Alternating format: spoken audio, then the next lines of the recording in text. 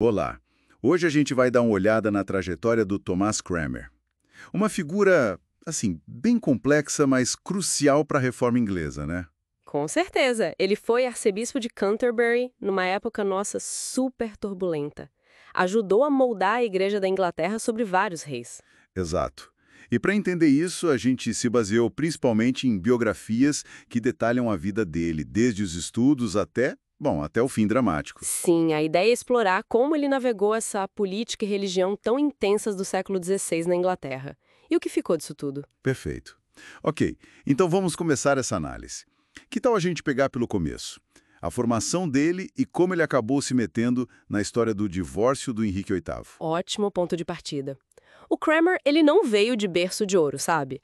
Origens modestas, mas teve uma educação humanista muito boa em Cambridge. Naquela época, Erasmo era a grande influência por lá. E a virada na vida dele foi mesmo a grande questão do rei, né? O divórcio da Catalina de Aragão. Exatamente. Foi aí que ele entrou em cena.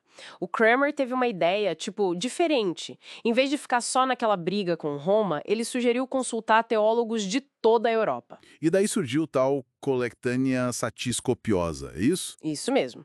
Ele ajudou a montar essa coleção. Mas o que tinha nesse Colectânia? Que tipo de argumentos eles juntaram ali? Olha, era basicamente uma compilação de precedentes históricos e argumentos teológicos. A ideia era mostrar que o rei inglês, historicamente, já tinha autoridade sobre assuntos da igreja na Inglaterra, sabe? Meio que para dizer que a autoridade papal não era absoluta ali. Entendi. Foi tipo um dossiê para dar base para a decisão do Henrique VIII. Exato. Um trabalho intelectual que deu o suporte que o rei precisava. E claro, isso chamou a atenção do rei para ele. Imagino que sim. E essa tensão acabou levando à nomeação dele como arcebispo de Canterbury em 1533, o que foi uma surpresa para muita gente. Parece que a família Bolena deu uma força, né? Sim, há indicações disso. E tem aquele detalhe, né? O casamento secreto dele. Pois é, conta mais disso. Casamento secreto. É, antes mesmo de virar arcebispo, quando ele era embaixador lá na Alemanha, ele casou escondido com a Margarete. Ela era sobrinha do Andras Osiander, um reformador luterano bem conhecido de Nuremberg. Nossa, isso já mostrava uma simpatia pelas ideias da reforma, então. Bem ousado por um clérigo da época. Com certeza, já sinalizava para onde o coração dele pendia, mesmo que ele tivesse que ser discreto depois. Falando em discrição, como arcebispo sob o Henrique VIII, ele teve que pisar em ovos, imagina. Muito. O Henrique VIII era complicado. Queria romper com Roma, mas teologicamente, em vários pontos, ele era até conservador. A questão principal para ele era a supremacia real. Mas, mesmo assim, o Cranmer conseguiu avançar alguma coisa. Tipo aquela Exhortation and Litany. Sim, ele foi cauteloso, mas conseguiu publicar essa litania. Foi o primeiro serviço religioso oficialmente autorizado em inglês. Um passo pequeno, mas importante para ter a liturgia na língua do povo. E aí, com a morte do Henrique VIII, vem o filho, Eduardo VI. A dinâmica mudou muito. Acelerou a reforma. Nossa, a mudança foi drástica. O Eduardo VI era jovem, mas um protestante super convicto. O reinado dele foi a janela de oportunidade para o Cranmer. Aí ele teve liberdade para botar a mão na massa mesmo. É nesse período que surge o famoso Livro de Oração Comum. Exatamente.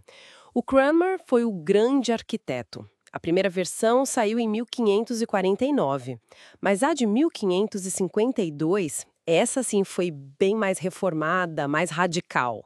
O que tinha de tão diferente nessa versão de 1552? Bom, ela refletia muito mais a influência dos reformadores continentais que estavam na Inglaterra na época, como Martin Bucer e o Peter Martyr. Ela rompeu de forma mais clara com a missa latina. E, um ponto crucial, rejeitou a doutrina católica da transubstanciação. Ah, a ideia de que o pão e o vinho viram fisicamente o corpo e sangue de Cristo. Isso. A versão de 52 defendia uma presença espiritual de Cristo na Eucaristia, algo mais próximo do Calvino, sabe? Além disso, ele também trabalhou nas homilias. Que eram sermões oficiais, né? Para garantir a doutrina nas igrejas. Exato. E nos 42 artigos que foram a primeira base doutrinária mais forte da Igreja Anglicana. Uma fase de muita produção teológica, então. Mas aí, a maré vira de novo com a Maria I. Aqui a coisa complica de verdade, né? Complica e muito. A Maria I era católica fervorosa, filha da Catarina de Aragão, e queria porque queria restaurar o catolicismo. O Cranmer foi um dos primeiros alvos. Foi preso logo em 1553. Acusado de quê? Traição e heresia. Isso. Primeiro, traição por ter apoiado a Lady Jane Grey, que tentou suceder Eduardo VI brevemente. Depois, a acusação principal virou heresia. Ele ficou quase 3 anos preso, sofrendo uma pressão psicológica imensa. Imagino. Interrogatórios, isolamento. E foi aí que vieram as retratações. Sim. Sob essa pressão toda, ele acabou assinando 5 documentos em que renunciava às suas crenças protestantes e aceitava de novo a autoridade do Papa. É um ponto bem difícil da vida dele. É complicado julgar alguém nessas circunstâncias, né? Mas o final dele, o ato final, é o que ficou marcado na história. Sem dúvida alguma. No dia da execução, 21 de março de 1556, levaram ele para a igreja da Universidade de Oxford. A expectativa era que ele fizesse uma última declaração pública confirmando as retratações. Mas não foi bem assim. De jeito nenhum. Para surpresa de todo mundo, o Cranmer usou o momento para fazer o contrário. Ele repudiou publicamente todas as retratações que tinha assinado sob coação, chamou o Papa de inimigo de Cristo e reafirmou com força a fé protestante dele. E teve aquele gesto simbólico com a mão, né? Exato, um momento fortíssimo. Ele disse que a mão direita que tinha assinado aqueles documentos indignos deveria ser a primeira a sentir o fogo. E ele mesmo a colocou nas chamas, morreu rezando, proclamando a fé até o fim. Puxa, que reviravolta. Isso selou a imagem dele como mártir da reforma inglesa. E o legado que ele deixou, como a gente pode resumir? O legado é enorme. O livro de oração comum, mesmo com revisões, moldou a identidade da adoração anglicana por séculos. A linguagem dele influenciou demais o próprio idioma inglês. E os artigos de fé? Os 39 artigos que vieram dos 42 dele ainda são referência doutrinária importante para a comunhão anglicana no mundo todo.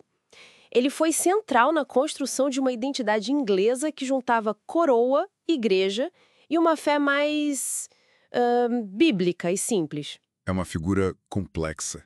Criticado às vezes pela flexibilidade política, mas com uma erudição inegável e, no fim, uma coragem tremenda. Exatamente. É essa complexidade que o torna tão fascinante. Então, para fechar nossa conversa, o que a gente tira disso tudo? Vemos um acadêmico que virou peça-chave da reforma, um arquiteto litúrgico essencial e que, no final, teve uma morte tão dramática que acabou fortalecendo a própria causa que ele defendia.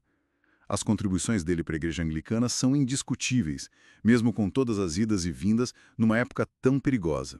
Isso talvez levante uma questão interessante para a gente pensar. Se a gente considerar as retratações que ele fez sob pressão e depois aquela retratação final tão corajosa, como é que o último ato de uma pessoa pode, sabe, redefinir ou solidificar a imagem dela na história, mesmo quando parece haver contradições antes? Fica aí essa reflexão sobre convicção, pressão, legado e como a história lembra de figuras assim tão cheias de nuances.